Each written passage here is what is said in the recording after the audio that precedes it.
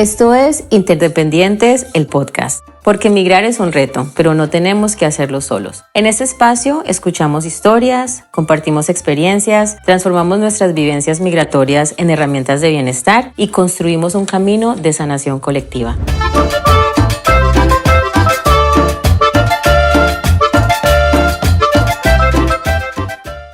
Bienvenidas y bienvenidos a nuestro tercer episodio de Interdependientes, el podcast.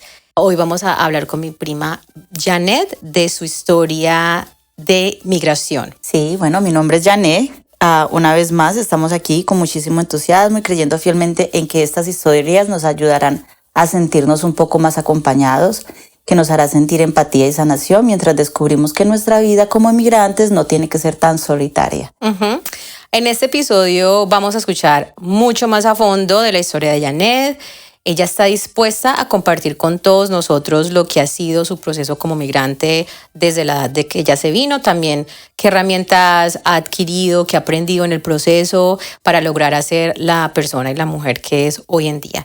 Algo que queremos decir, un disclaimer, es que no vamos a usar fechas exactas, ni puntos de entrada o maneras de emigrar exactas por precaución por lo que está pasando en estos momentos políticamente en este país, por nuestra seguridad. De resto, todo es totalmente lo que hemos vivido y es totalmente real.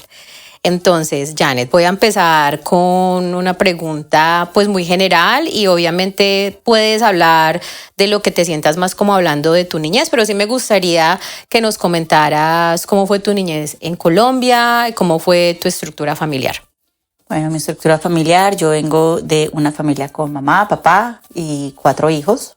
Yo soy la menor de los 4. Crecí en Robledo y San Germán, que son 2 barrios diferentes de Medellín, Colombia. Mi niñez fue muy bonita y algo que cabe recalcar es de que los niños no conocemos de economía. Yo recuerdo pequeña y yo no sabía si era rica o si era pobre o si era qué. Claro. Era una niña que salía y jugaba en las calles, porque eso es una de las bendiciones de las personas que nacimos en los 80s. Cuando eso no existía internet, no existía nada de eso, se salía a jugar a la calle y vivía cerca de un río. Qué bueno. ¿Cómo era la relación tuya siendo la menor con tus hermanos y tus papás? Con mi mamá y mi papá, pues muy bonita, vuelve y juega, como hablamos de la niñez. Uno de niño es muy inocente, o sea, uno no ve los traumas familiares o los problemas familiares, o sea, yo no sabía nada de eso. Fui la niña adoptada de la casa porque siempre me hacían mucho matoneo en mi propia casa. ¿Qué es matoneo? Bullying. Ah, ok, perdón. Yo sé, matoneo no lo he escuchado. El bullying que hacen en la familia, porque yo soy de tez más morenita. En mi casa todos son muy blancos y yo nací con un shade un poquitico más oscuro, pero bueno, valga reconocer que mi abuelo por parte de mi mamá era más bien oscurito, morenito. Entonces me molestaban mucho, pero igual fue una relación muy bonita. Del niñez fue bonita. Ok. Bueno, cuando piensas en esa niñez en Medellín, ¿cuáles recuerdos que tú tienes ahora crees tú que han impactado tu vida? Hubieron 2 que impactaron mucho. Uno fue cuando vendieron la casa en la que yo nací o en la que yo crecí. Yo tenía como 6 años más o menos, porque en ese barrio yo era muy feliz. Yo era una niña muy feliz. ¿Y ese es el Robledo? Ese era en Robledo, sí. Robledo, okay. Mi papá ayudó a construir la escuela y yo fui, el primer año que yo fui a estudiar, era el primer año que esa escuela servía para ese barrio. Entonces, para mí yo me sentía tan orgullosa porque yo decía, esta escuela la hizo mi papá. Entonces, para mí era como, yo soy de aquí y aquí pertenezco. Y de un momento a otro dicen, vamos a vender la casa y nos vamos de aquí. Entonces yo era como, ay. ¿Cuántos años tenías? Yo tendría como 6, 7 añitos. Entonces apenas en esa escuela estudié 2 años nomás. Y entonces ya nos mudamos. Entonces para mí ese fue un impacto grande. Para mí fue la movernos de ahí. Y cuando nos mudamos, mis papás compraron una casa más grande. Y pues yo debería ser agradecida porque íbamos para un mejor lugar. Ahí fue donde nos mudamos a San Germán. Sí, la casa era más grande. Ya se mudaron con nosotros los papás de mi mamá. Tus abuelos maternos. Mis abuelos maternos, ajá.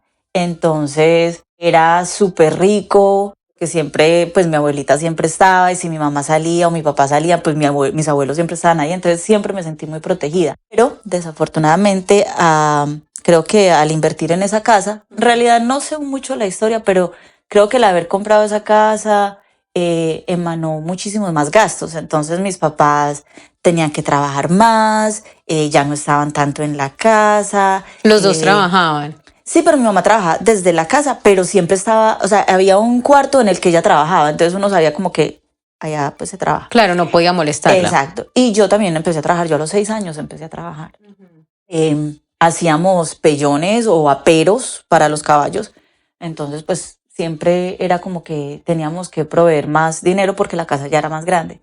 Creo que no sé, o sea, las problemáticas ya de los adultos, cosas que en realidad pues no le cuentan tanto a uno, pero que los llevó a ellos a tomar la decisión de que se vinieron mi papá y mi mamá para acá, aunque fue una decisión que tomaron con la autorización de todos nosotros, porque sí recuerdo una reunión en la casa donde se sentaron con nosotros los 4 hijos, hablaron, nos pidieron permiso, digamos, que qué pensábamos, que ellos se querían venir, que porque la economía pues estaba muy mal y querían venir un tiempo, pero nunca era el plan de venirnos nosotros, eran solamente ellos dos que iban a venir. Increíble que habla, o sea, tan avanzados en su tiempo de que se sentaron con todos a hablar, me parece súper bueno.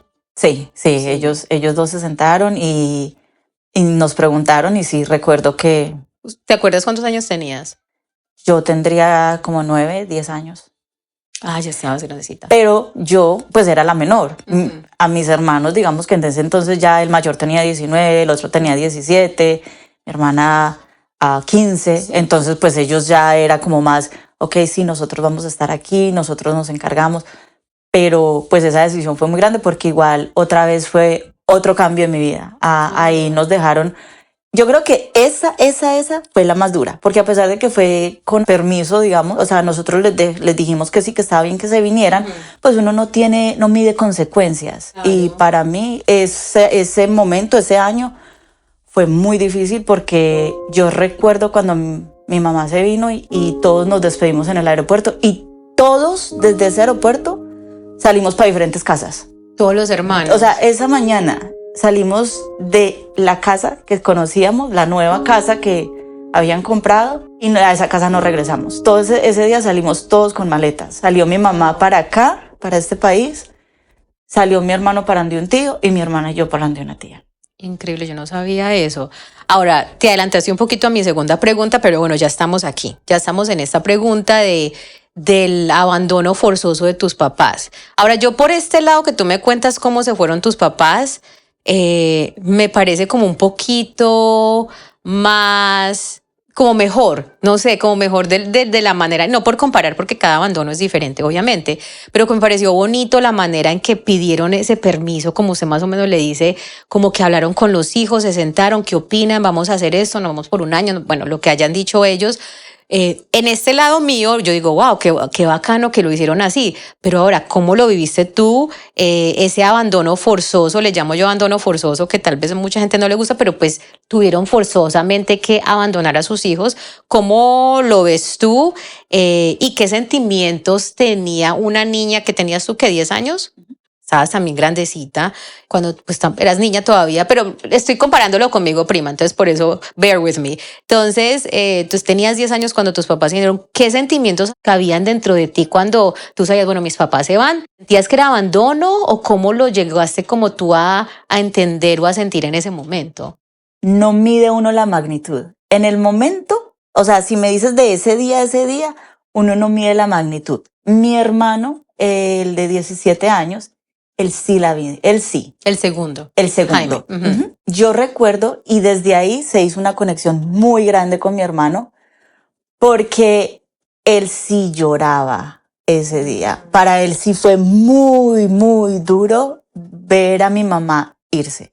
O al menos yo, desde mi punto de vista, donde yo lo recuerdo, yo me acuerdo él y yo tirados en un rincón del aeropuerto, donde él lloraba y yo lo calmaba. Yo, la niña, lo calmaba a él. Entonces le decía como, es que ellos no, pero es donde empiezo a entender la diferencia entre una persona de 17 años que ya entiende la magnitud de lo que está pasando y una niña de 10 años. Y tal vez tampoco podías ver lo largo que es Estados Unidos, la dificultad de los papeles, del uno ir con... ¿Me entiendes? Uno niña de 10 años, ¿qué vas a ver? Mujer, yo vine a entender lo de los papeles a los 17 años. Yo no sabía que era ser indocumentado, yo no sabía que era pedir un... No, a los 10 años yo decía, se fueron como de vacaciones. Es más, yo pensaba, pues si los necesitamos ver, vamos y los vemos. En mi cabeza no existía visa, no existía... No, nada de eso, yo no entendía. Claro. Bueno, entonces tus papás se vinieron cuando tú tenías 10 años, realmente los hermanos se dividieron, entonces también hubo como ese abandono forzoso de tus hermanos a diferentes partes. Ahora, ¿cómo fue ese tiempo que pasaste sola sin tus papás y ese cambio tan brusco de no estar con todos tus hermanos? Eso sí es más difícil. Por eso en el primer episodio yo les decía que como que mi niñez fue marcada por muchas pérdidas. Sí. No quiero hacerme como la víctima todo el tiempo, pero mi niñez en ese entonces fue muchas pérdidas. O sea, yo perdí el lugar conocido que era la casa, la historia conocida que eran mis abuelos, mis papás. Entonces al separarnos todos, yo recuerdo... como decías tú cuando llegaste aquí a Manascuan, así me pasó cuando llegamos de una tía, éramos mi hermana y yo, y lo que teníamos era un cajón con 2 puertecitas y ahí estaba la ropa de mi hermana y la mía, y eso era lo único que nos pertenecía, eso era lo único, o sea, de resto todo era de los de la casa, de la tía, de las cosas de... Entonces empieza uno a sentirse muy cohibido, empiezas a sentirte como nada te pertenece, nada es tuyo, pórtate bien. No fue una experiencia grata.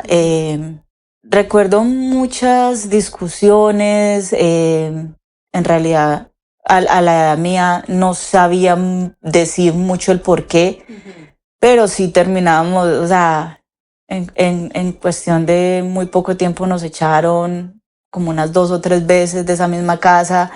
Y sentir como que te echan, pero tienes... Yo recuerdo que yo me iba con mi hermana al parque de Itagüí y nos sentábamos como, ¿para dónde nos vamos? ¿Y ustedes no le decían a sus papás? No había comunicación. Ellos en esa época llamaban, creo que 2, 3 veces al año, de pronto. Y entonces no había forma como de dejar, no sé, en realidad yo tenía 10 años, o sea, yo tenía 10 años, no sabría decir por qué no les decían, o por qué no saben, o por qué. Probablemente hasta sí les comunicaban, pero mis papás, ¿qué podían hacer? Ellos no. Lo único que nos decían era, muchachitas, pórtense bien, hagan las cosas bien, quédense calladas, miren que no. Y yo quiero suponer, me imagino, porque pues yo creo que también fue como lo que nos pasó a nosotros, es sus papás mandaban, no fue como que fue gratis que la estaban cuidando. No. Me imagino que porque eso pues también nos pasó a nosotros nos quedamos con unos tíos un tiempo, pero también muy parecido, después ellos nos abandonaron y se fueron, pero ellos les daban la casa, la comida y todo eso. La única diferencia es que ellos llegaron a la casa de nosotros, donde yo iba con mi mamá y mi papá. Y a ti te tocó llegar a la casa de la tía. Entonces yo creo que eso sí fue una diferencia. Mis tíos sí se fueron sin decirles a mis papás, igual que a ti, como que yo no sé si nosotros, y ahora que tú me dices eso, entonces puede que sí sea verdad. Yo de ser que nunca hablaba con ellos porque la comunicación en los 90s tuvo que haber sido, o en los 80s, digámoslo, porque en verdad eso fue en los 80s, tuvo que haber sido muy complicada para la gente de aquí llamar allá. Entonces ahora que lo dices, cuando mis tíos nos abandonaron, así suddenly, como así de la nada, mis papás no sabían. Entonces yo me imagino que ellos tampoco sabían, tus papás, que tú tenías, bueno, que tú y tu hermana tenían tantas dificultades con la tía. En realidad es muy difícil y yo creo que eso es lo importante de estas conversaciones, porque se sana, claro. Porque son conversaciones que nunca se han tenido, claro. Nunca, o sea, yo hoy en día no culpo a nadie, yo creo que todos hicieron lo mejor que pudieron, claro. Con lo que tenían, pero pues obviamente lo hablo desde mi perspectiva como una claro. Niña que lo vivió.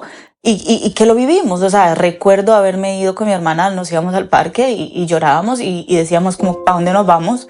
Y nos tocaba volver como perrito con la cola entre las patas a la casa y esperar de que nos dejaran entrar y prácticamente como muchas familias latinas hacemos, que barren la mugre debajo de la carpeta, como que esto no pasó. Ustedes eran unas niñas, entonces a mí eso lo digo porque también yo cargo con esa rabia con los tíos que nos cuidaron y nos abandonaron, y es como que, ¿me entienden? No hubo una explicación, como que uno dice, bueno, y entonces, ¿por qué dijeron que sí al principio? ¿Me entiendes? O sea, son cosas que yo sé, yo entiendo como tú dices, como, bueno, eso pasó y nos tocó lidiar con eso, pero sí me da un poquito de rabia. Entonces, aquí lo estoy diciendo, no me importa, lo digo porque es lo que siento en este momento, y aquí estamos hablando, ¿verdad? De cómo nos sentimos, y que abramos paso a que estemos bien sintiendo lo que sentamos. Los que ustedes están escuchando, eso es algo como fuerte, o sea, y los papás que se vienen para acá no saben cómo los hijos sufren, que uno confía en una persona, en un hermano, en una hermana, en un familiar, en los que lo cuiden, pero nadie sabe cómo los cuidan, o los tratan bien o los tratan mal. Entonces esas son las cosas que pasan cuando hay un abandono forzado, un abandono forzoso. Y en verdad lamento mucho y me da mucha, no quiero decir pesar, pero sí me da como un poquito de rabia que nadie estuvo ahí para defenderte. Gracias, prima. De verdad que yo creo que de ahí es que nace la resiliencia. Mi mamá, recuerdo que sí nos llamaba como en ocasiones especiales. Yo recuerdo que hablé con ella cuando hice la primera comunión y hablé con ella en Navidad. Y ella siempre me decía, mija, aguántese otro poquito que nosotros ya casi volvemos. Bueno, entonces ahora yendo como un poquito organizado en el tiempo, entonces nosotros nos vinimos cuando yo tenía 11 años, y yo tenemos la misma edad, ustedes se fueron a vivir donde papito, pero antes de eso, no sé si quieres un poquito hablar de cuándo se decidió, bueno, nos vamos para Estados Unidos. ¿Fue antes de nosotros venirnos, o fue después, o cómo pasó eso? Porque yo obviamente no recuerdo. Desafortunadamente, mi hermano, el de 17 años, con el que te comentaba que yo siempre tuve muchísima conexión. Éramos como el mayor con la muchacha mayor y el menor con la niña menor. Éramos muy, muy, muy apegados. Y a mi hermano lo mataron en esa época, en el primer año, después de que mis papás se llegaron. Y yo creo que eso nos rompió a todos en la familia, la estructura de nuestra familia. Porque lo que mi mamá y mi papá decían, aguántense un poquito que volvemos, se volvió en, pongan las pilas que se van a venir. Vean a ver, nosotros estamos trabajando duro, pero ustedes se van a venir. Aguántense un poquito que estamos ahorrando, como comentabas tú en el primer episodio, de lo mucho que tienen que ahorrar. Y se trajeron a mi hermano primero. Pero sí, la muerte de mi hermano, que lo mataron en Medellín, fue lo que empezaron a ver como no están seguros. Nuestros hijos no están seguros. El país no estaba seguro. En esa época empezó todo lo que era el narcoguerra que había entre la gente de Cali, de Medellín, y cuando menos pensaban volaban las droguerías, la rebaja, salía uno a la calle y no sabía si volvía. Entonces fue donde mis papás dijeron, no, en vez de salvar la casa que vinieron a salvar, vamos a traernos a nuestros hijos. Y vamos a salvar los hijos. A salvar los hijos. Qué duro. Dios mío, sí. Porque yo eso sí lo recuerdo también, porque yo estaba en ese momento en Colombia cuando pasó eso. Sí, estoy haciendo una pausa porque también estoy tratando de gather my thoughts, como estar pensando, porque sé que eso es súper difícil para ti, para tu familia, pues para la gente que estuvo ahí, pero más para ustedes que estuvieron, que son los hermanos. Pasó eso, decidieron ustedes, bueno, sus papás, sí, los tíos, que ustedes ya se tenían que ir. Primero se fue tu hermano mayor, que también se llama Jairo, igual que mi hermano mayor. ¿Cómo fue también esa, o sea, matan a tu hermano, luego Jairo se viene, tu hermano mayor? ¿Cómo fue lidiar con todo esto y tus papás no estar ahí? Yo siento que en esa época es donde yo tengo la laguna. Yo creo que todos formamos la laguna en el momento que más impactó en nuestra vida. Porque yo recuerdo que nosotras nos teníamos que ir. O sea, mi hermano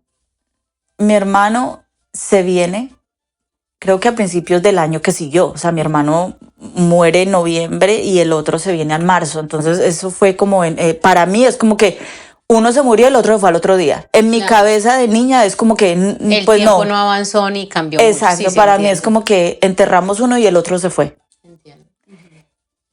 Y para terminar, venden la casa, porque ya decidieron mis papás, no volvemos. Venden esa casa que les comentaba. Y la de San Germán. La de San Germán.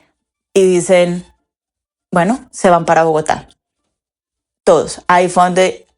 Usted y su hermana. Mi hermana y yo, y mis abuelos, que eran los que vivían en la casa de San Germán, los abuelos maternos. Sí. Entonces nos fuimos los 4. ¿Y quién estaba en Bogotá? La hermana de mi mamá. Ah, ok, es tu tía. Una materna. tía. Ok. Una tía. Y para mí, y yo siento, espero de todo corazón, no lastimar a nadie. Mi intención no es lastimar a nadie ni hacer reclamos. Claro. Simplemente estoy hablando desde la historia de una niña punto de y desde vista como lo niña. Que recuerdo, exacto. Esos 10 meses que estuve en Bogotá fue la época que si yo pudiera repetir 1000 veces en mi vida, la repetiría. Mi tía Fanny era una persona muy humilde, sin ningún recurso económico, pero ella nos abrió las puertas de la casa de ella.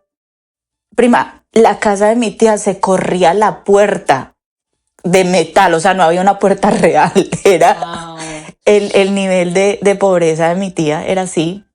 Más sin embargo, había una riqueza en amor, una riqueza en cariño, una riqueza en bienvenidos, que era como, por fin, esa niña que venía de perder a mamá y a papá, de ser echada todo el tiempo, de haber perdido al hermano y de perder al otro hermano, como que por fin respiré, como que...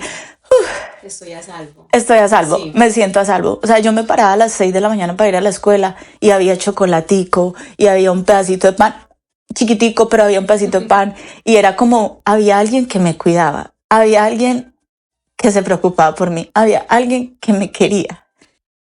Volví como a tener como ese cuidado de mi mamá. O sea, yo veía a mi tía y a mi abuela, que también estaba allá, mis abuelos, como, ok, nosotros estamos aquí para protegerte. Volví a sentir el amor de mamás, pero lo bonito no dura. Sí, ¿qué pasó? Solamente pudimos vivir 2 meses antes de que muriera mi abuelo, porque, como les comentaba antes, la pobreza era mucha y el frío de Bogotá, el asma. Mi abuelo no aguantó el cambio del clima, no aguantó. Me imagino que también sus dolores, también dejar la casa. O sea, yo creo que cada persona vive su propio duelo. Y muere. Ay, lo lamento, qué horror. Y a los 2 meses después muere mi abuela. Wow. Entonces, sí, o sea, créeme que yo no sé mucho de fechas, no me podría decir qué fecha ni la una ni lo otro, pero sí recuerdo que en esos poco tiempo que estuve separado de mis papás fue muy difícil para mí. Tuve muchas pérdidas.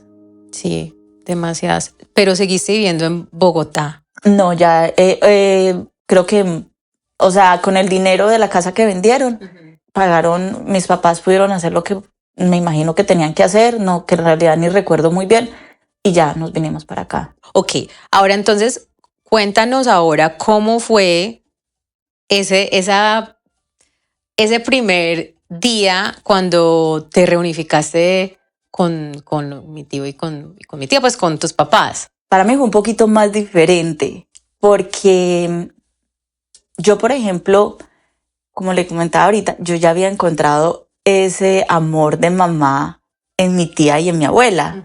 Entonces yo decía como, pero si yo estoy bien aquí, ¿por qué me voy a volver a ir? O sea, yo estaba muy feliz en Bogotá. Usted no quería emigrar. Yo no quería emigrar, pero muy en el fondo también sí decía como, yo sí quiero ver a mi mamá y a mi papá. Claro. Entonces era como, vuelvo e insisto, en la mente de una niña, para mí viajar a Estados Unidos era como, pero ¿y por qué no puedo ir como de vacaciones? Como que voy, y regreso, los veo y me vuelvo, porque yo aquí estoy feliz, yo aquí estoy contenta.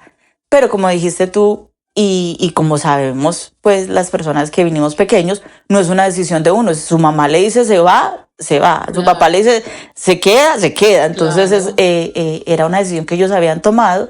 Y sabes, lo más chistoso que recuerdo en el camino hacia acá era ¿yo cómo le voy a decir a ella? ¿Yo cómo le voy a decir a ella?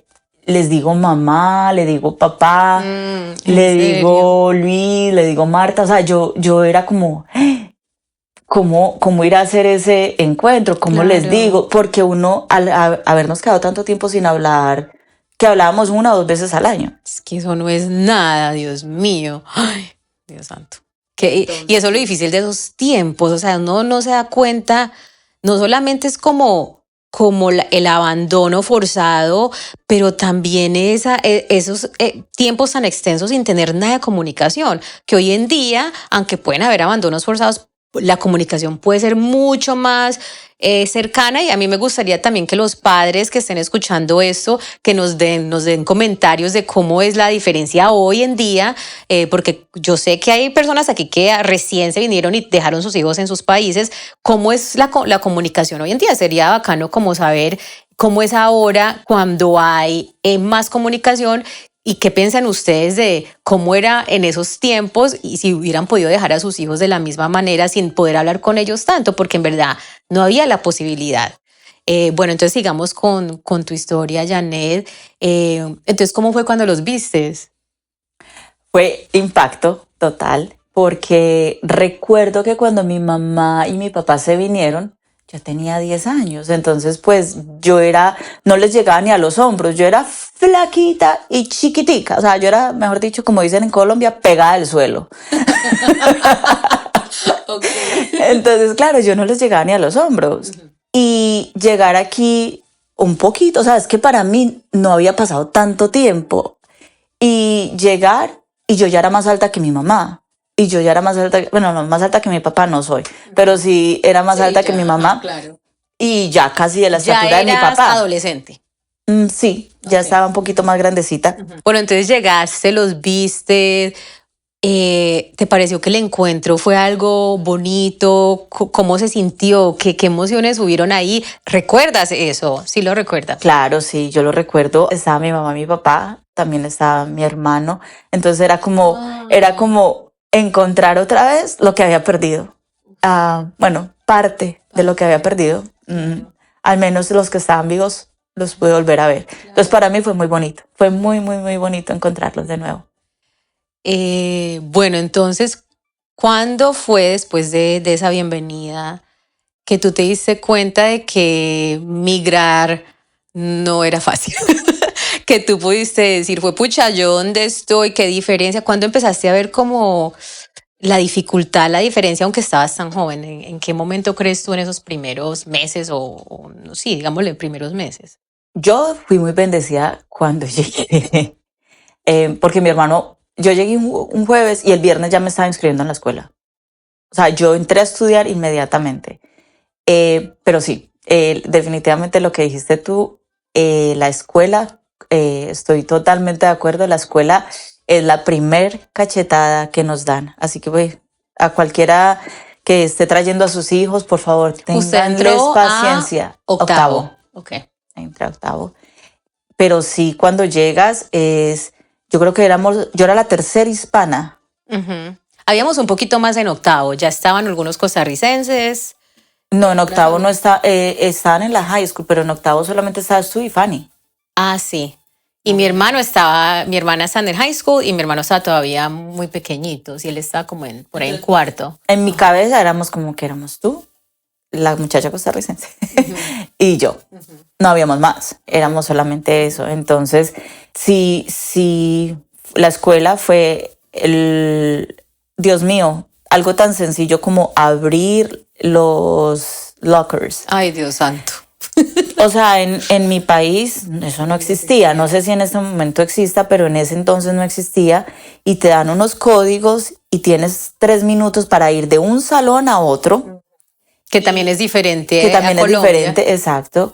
Entonces, para mí eso fue un choque cultural grandísimo porque yo era el estrés no solo del idioma, de qué ropa me voy a poner, porque ya no era uniforme como en mi país. Entonces, era muchísimo. Y luego llegar a un bendito locker y bregar a poner así y ser el hazme reír porque se ríen en tu cara. Porque, ay, Dios mío, ridícula, no puedes abrir un locker. Y es llegar a casa y decir, como dijiste tú, mándamelo otra vez. Yo no quiero estar aquí.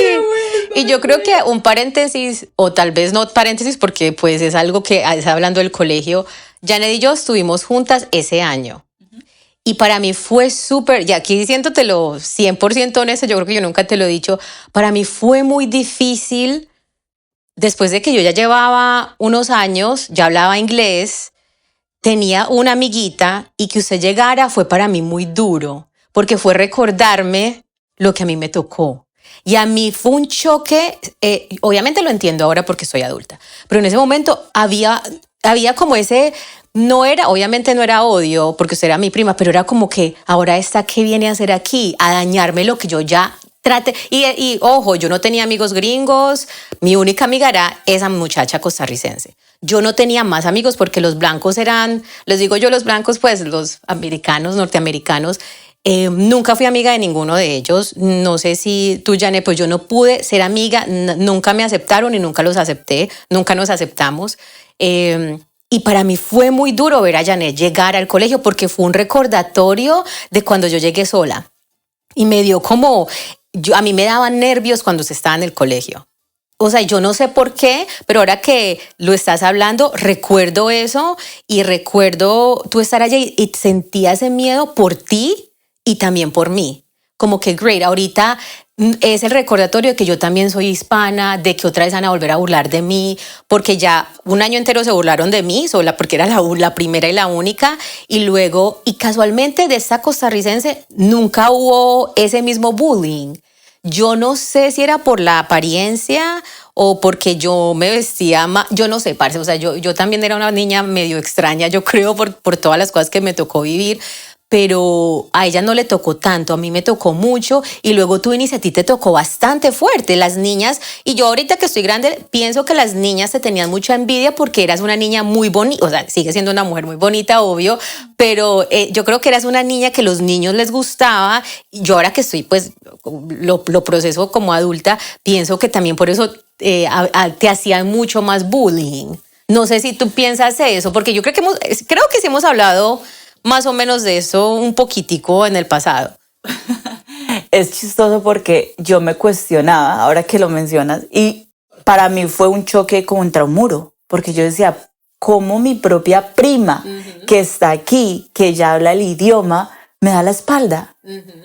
O sea, yo me sentía como, no sería más fácil si usted me diera la manito y vamos juntas, y era como, ¿yo qué le hice? Exactamente. Yo me cuestionaba, o sea, y venía él, ¿yo qué estoy haciendo? Yo simplemente estoy aquí igual, vengo, y para mí fue muy difícil saber que las dos personas que eras tú y la muchacha. Y la otra prima todavía no estaba, yo tengo otra prima que vino, pero ella llegó después. Ah, ok, porque después. tengo otra prima que vino por lado materno, pero también estoy como insegura de las fechas, pero ella entonces llegó después. Ella llegó después. Yo con ella creo que estudié muy poquito, unos meses nomás. Porque tú estuviste en ese mismo colegio, estuviste octavo y luego... Y un poquitico de noveno, pero muy poquito. Y luego te fuiste para otro pueblo. Ok.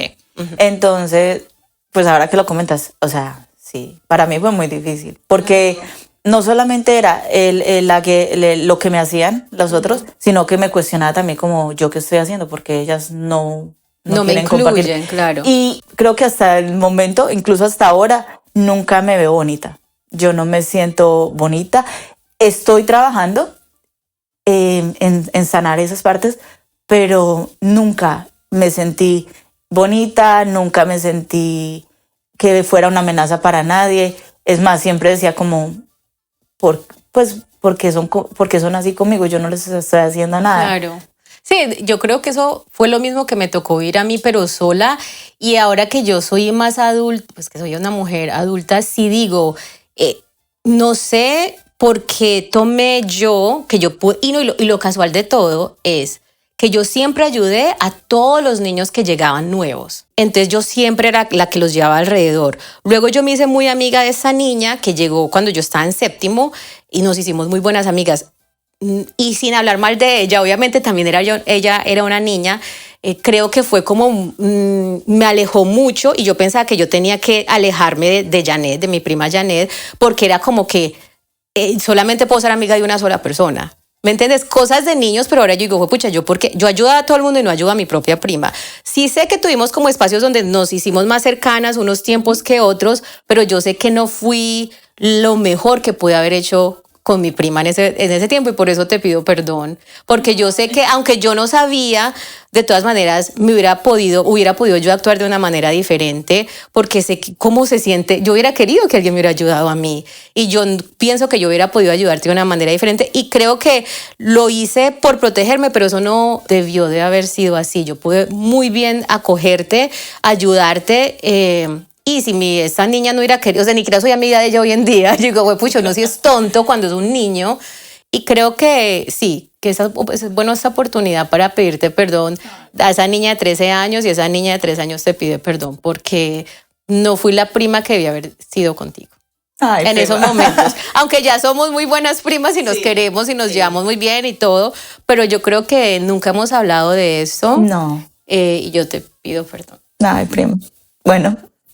De verdad que no tiene nada que pedirme perdón. Yo sé que hiciste y sí, te perdono. Gracias. Porque estoy segura de que nada lo hacías con la intención de lastimarme. No, claro. Entonces, ay Dios mío, es que definitivamente este podcast, por favor, de verdad lo tienen que escuchar porque es del corazón. Y es para que todo el mundo nos concienticemos de que vivimos estas realidades. Y aunque sí, como dices tú, de 13 años no tenías ninguna intención de lastimarme, yo me estaba hiriendo. Claro. Porque decía, ¿pero por qué? Exacto. Pero bueno, estos son los espacios para perdonarnos y entendernos. Porque, por ejemplo, ahora que oímos esto, también escuchamos en el episodio anterior cómo tú también eres una niña herida, entonces éramos dos niñas heridas, simplemente eso, dos niñas que no sabíamos qué hacer con los sentimientos que teníamos en ese entonces y es lo importante de validar. Y todo lo que uno vive en esos tiempos queríamos, porque eran un tiempo muy caótico, o sea, vivir en Estados Unidos en esos tiempos. Y no vamos a hablar yo creo que no vamos a hablar mucho de estas cosas tan personales, pero vivimos cosas muy difíciles que no nos tuvo que haber pasado, digámoslo así, porque no estaba quien nos cuidara. Porque mucha gente se aprovechó de nuestra niñez y nuestra inocencia, y digo nuestra porque nos pasó lo mismo a mi prima y a mí, y eso impacta como uno crece. Y claro, yo debía haber confiado en mi prima y no confiaba en mi prima, ¿verdad? Había algo que paraba eso que cuando lo pienso ahora tiene sentido y lo puedo entender, pero en ese momento pues no lo entendía. Y en verdad eso ha causado que muchas de nosotras como familia nos seamos un poquito aparte por todo lo que nos ha tocado vivir en este país y mucha gente no lo entiende. Mucha gente no lo entiende y como dijiste, son cosas que no tenemos que llegar muy a fondo, pero sí fuimos víctimas de falta de cuidado, sí, se podría decir. Sí, fuimos víctimas de ausencia de adultos que nos protegieran un poquito porque estábamos muy pequeñas y pues no faltan las personas que saben tomar ventaja de eso, entonces por favor. Y no solamente uno, sino muchos y fue algo que, bueno, ya lo estamos procesando y obviamente cambiando, pero la realidad. Es la realidad y esa es nuestra realidad, que tengo la fortuna de que yo pueda hablarles con Janet, de que nos hemos sincerado tanto en estos últimos meses que nos hemos dado cuenta de los similares que hemos crecido ella y yo en este país y que ella me ha entendido a mí y que yo la he entendido a ella, aunque no tenga que entenderme, lo ha entendido y creo que eso ha forjado una amistad y un sentimiento muy sincero. Bastante sincero y yo creo y quiero decir que puedo lograr entender todo lo que Janet ha pasado y lograr ver lo que es ahora como mujer y que eso ha pasado muchos años, ¿verdad? Y eso es lo que también quiero como hablar. Ahora ya entendemos estos primeros años, estas dificultades en el colegio. Ahora, ¿cómo siguió siendo esa carrera estudiantil para ti en tu proceso como migrante? ¿Cómo te forjó a ti esos años escolares aquí? Me hicieron una mujer muy fuerte, porque yo me dediqué a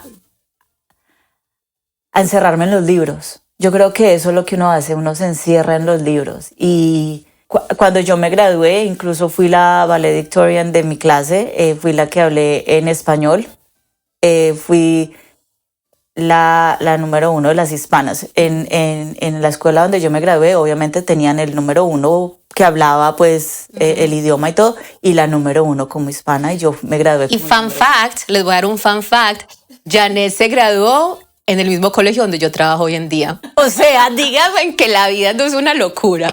Janet se graduó en el mismo colegio donde yo en este momento estoy trabajando, que me parece espectacular.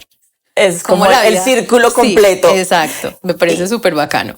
Que fue, digamos, de las cosas que también a veces lastiman un poquito, porque fui muy buena estudiante, me dediqué a ser muy buena estudiante, juraba en mi inocencia que, como les mencioné antes, yo hasta los 17 años vine a saber qué era ser indocumentada. Yo no sabía, porque era como que yo voy a la escuela igual que toda la gente, o sea, ¿qué hay de raro?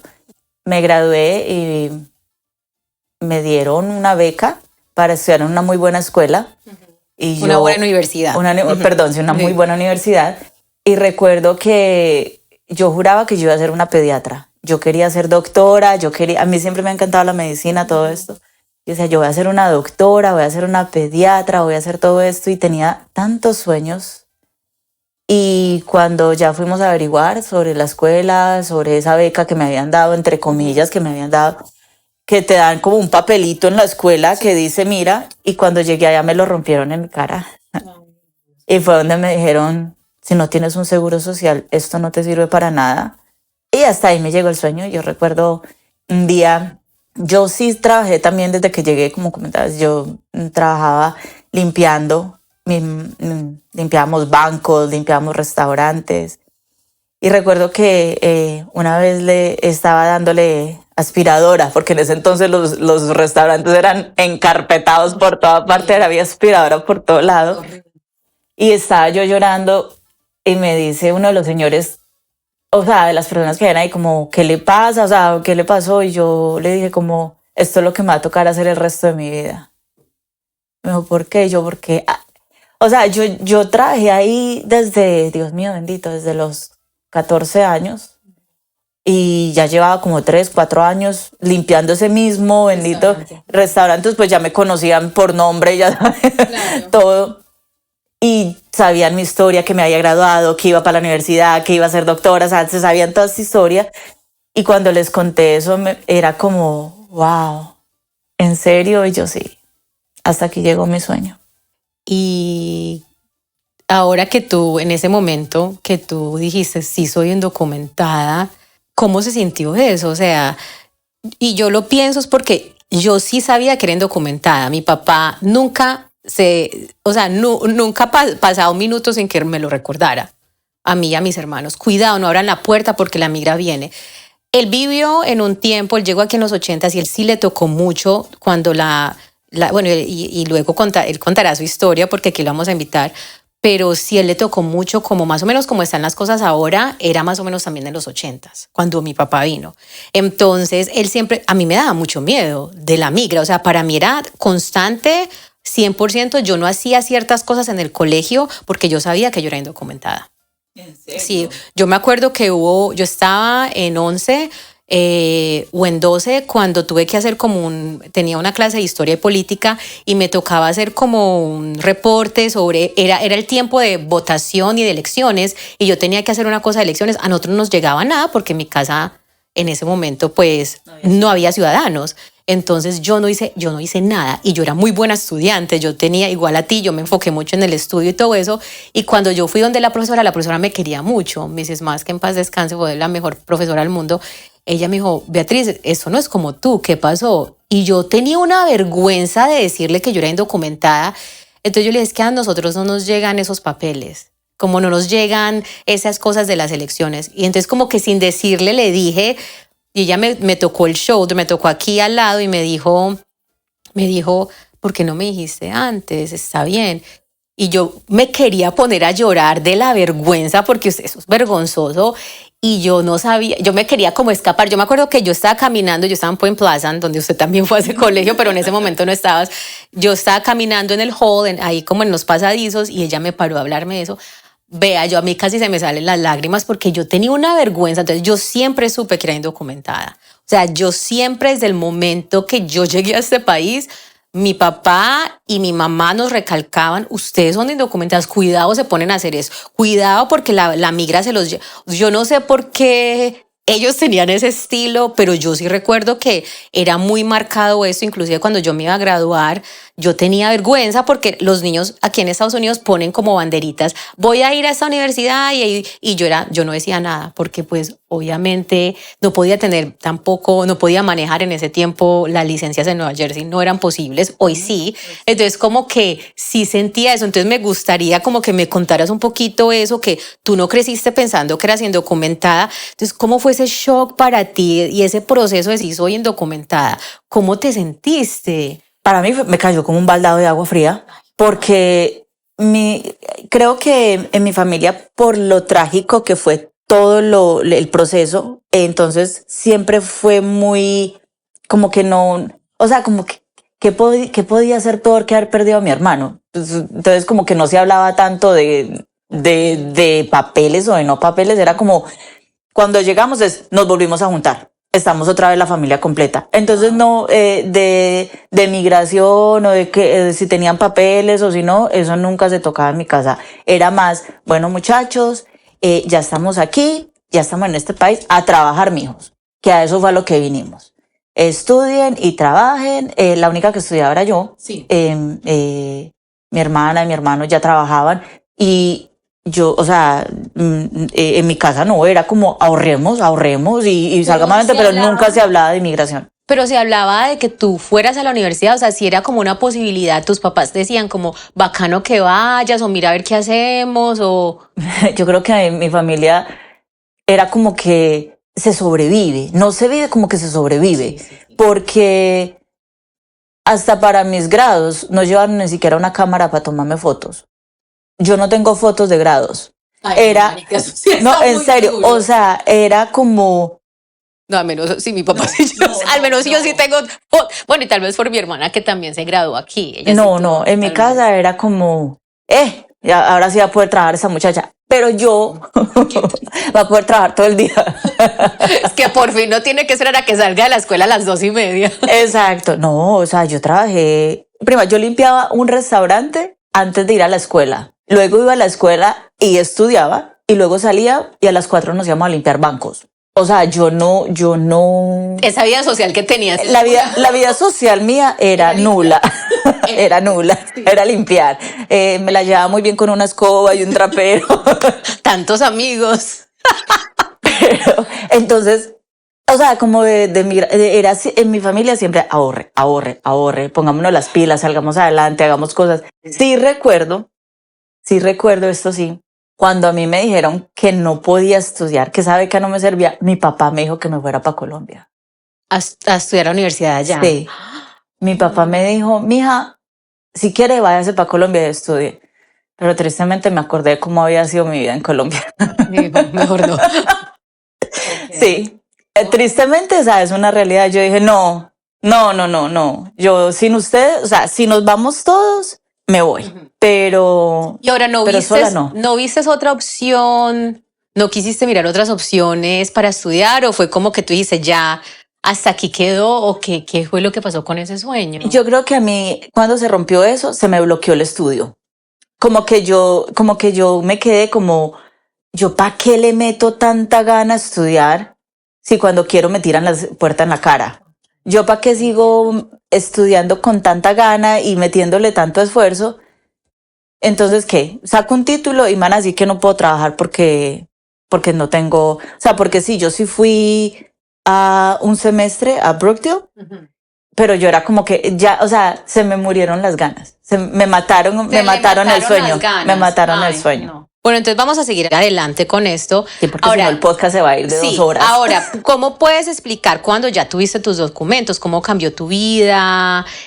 ¿Cuál fue tu primer viaje a Colombia y cómo se sintió al regresar? Mi primer viaje a Colombia fue muy bonito porque la tía de la que les comentaba al principio, casi que recuerdo, yo no me había bajado siquiera del bus. Yo no sé por qué, yo sé que yo fui en avión, obviamente, pero lo que más recuerdo es que yo me bajé de un bus y esta tía de la que te comentaba estaba en esa terminal de transporte. Bus, esperándote. Sí, esperándome. Y recuerdo que me abrazó. Yo no sé si ella en el tiempo que pasó se dio cuenta de todo lo que había pasado.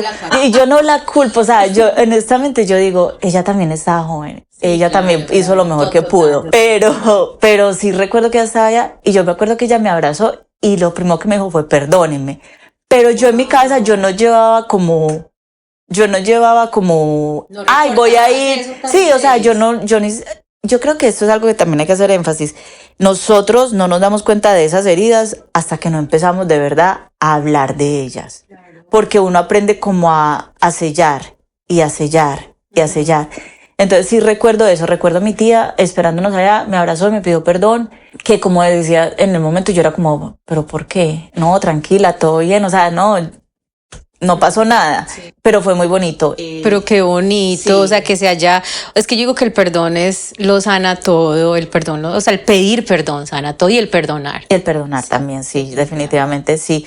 Entonces recuerdo eso muy bonito y siempre nos hizo sentir muy bien, o sea, siempre que volví a Colombia, después de eso, que volví varias veces, a la casa de ella era que iba, siempre nos hacía sentir muy bienvenidas, o sea, fue un cambio para bonito y tengo mucho que agradecerle ya. Y bueno, pero ¿cómo cambió tu vida aquí en Estados Unidos cuando ya tuviste tus papeles, ya pues?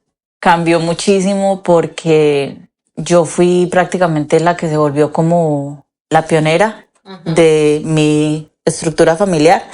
Muchos sueños que teníamos empezaron a ser realidad. Abrimos nuestra propia compañía, compramos la primer casita y Dios mío bendito, una niña. Ay, yo hoy en día que tengo tengo a mi hijo de 19 años, tengo a mi hija de 25 y yo digo como, yo a ellos todavía los veo como niños. Mas sin embargo, yo a esa edad yo creía que yo me podía comer el mundo, que yo... Pero también tú eras muy o sea, te tocó también como responsabilizarte. No sé si quieres como añadir eso. Sí, más o menos. O sea, yo tomé como que yo era la pionera de la casa. Yo tenía papeles, usted es la que, mija, póngale la cara. Claro. Te tocó igual como ese rol, otra vez ese rol de ser, sí, como de ser no la que manda, pero sí como la más responsable, más o menos. Digamos que a la que le tocaba, como dijiste tú, traducir, ya era uno como el que les decía esto sí se puede, esto no se puede. Total. Ahora, ¿qué fue, como para ya las últimas que vamos para terminar, qué fue lo que más fortaleza te dio en los momentos más difíciles de este proceso de migración, de venir, de todo eso? ¿Qué fue lo que más te ha dado fortaleza? La familia. Definitivamente para mí el núcleo familiar siempre ha sido lo que más fuerza me da. O sea, por más que esté en el suelo, yo veo a mi papá o veo a mi mamá y digo como, ay, yo me acuerdo tanto cuando yo tenía esa edad, 19 años, que yo decía, cuando mis papás estén viejos, yo no quiero que les falte nada. Y después de que tuve mis hijos. Entonces siempre mi motor ha sido mi familia. Es como que lo que puedo estar caída, puedo estar derrumbada, pero mi familia siempre me da la fuerza para párese y siga. Definitivamente. Ahora la última, ¿qué le dirías a esa niña de la edad que tenías cuando viniste, cuando llegó aquí? Que no tuviera miedo. Yo le hubiera dicho que confiara más en la familia. Le diría que hablara con la verdad, siempre, sin miedos. O sea, que pudiera llegar a la casa y dijera, tuve un día horrible en la escuela, que no se tragara todos esos dolores, que fuera más expresiva. Me encanta. Uy, gracias por la sinceridad, por la franqueza, por abrir tu corazón, por esta conversación tan honesta, tan real, tan fuerte, tan pesada.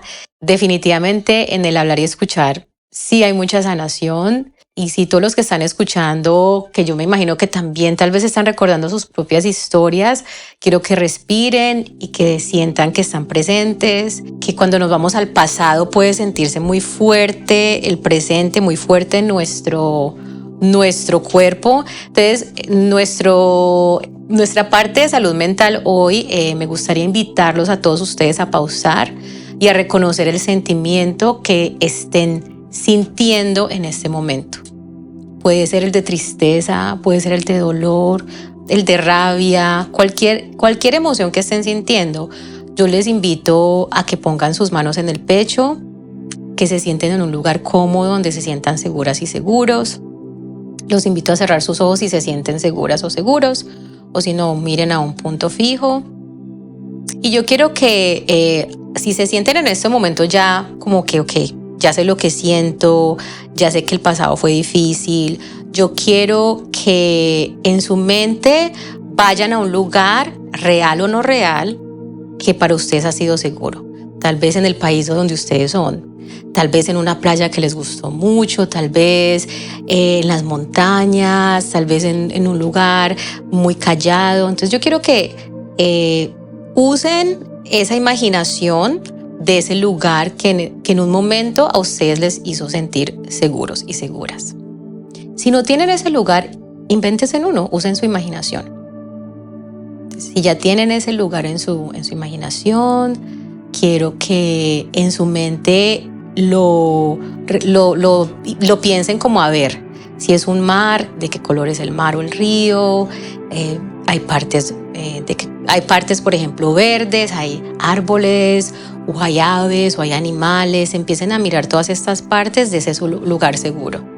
Depende de dónde estén, porque cada uno va a tener un lugar seguro diferente. Entonces quédense ahí unos segundos en ese lugar seguro, donde nada malo les está pasando, donde se sienten bien, donde todo el pasado está atrás, donde ahí están en un lugar feliz, donde se sienten contentas y contentos. Y ya ahorita, como por el tiempo, vamos a regresar al presente. Poco a poco vamos a abrir nuestros ojos, vamos a mover nuestras manos, nuestros pies, nuestros fingers, nuestros dedos de las manos y de los pies. Y poquito a poco vamos sabiendo que estamos aquí en el presente. Entonces me gusta mucho lo de la imaginación, porque a veces cuando llegamos al pasado nos podemos sentir inseguras e inseguros, y esta imaginación y esto de pensar en algo que nos haga sentir seguro puede ser muy bueno para nosotros. ¿Qué te parece, Janet? Me encantó, prima, me encantó, se siente muy rico. Qué bueno. Bueno, gracias por escuchar mi historia. Espero que si se sienten identificados, definitivamente mi mejor consejo es hablen, cuenten. Y pues si no quieren dejar saber quiénes son, aquí tienen sus micrófonos, o pueden escribirnos a los emails o a nuestras redes sociales también, y nos cuentan sus historias.